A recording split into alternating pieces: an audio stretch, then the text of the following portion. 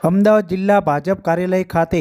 સંગઠન પર્વ 2024ને અંતર્ગત જિલ્લાના હોદ્દેદારો અને કાર્યકર્તાઓની ઉપસ્થિતિમાં કાર્યશાળા યોજવામાં આવી હતી। સમગ્ર ગુજરાતમાં ભારતીય જનતા પાર્ટી દ્વારા સંગઠન પર્વની તડામાર તૈયારીઓ ચાલી રહી છે, ત્યારે અમદાવાદ જિલ્લા ભાજપ કાર્યાલય ખાતે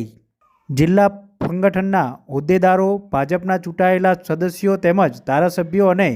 સંગઠનના નેતાઓ દ્વારા સંગઠન પર્વ 2024 અંતર્ગત કાર્યશાળા યોજવામાં આવી હતી, જેમાં આગામી સંગઠન પર્વ 2024ને લઈને ચર્ચાઓ કરવામાં આવી હતી।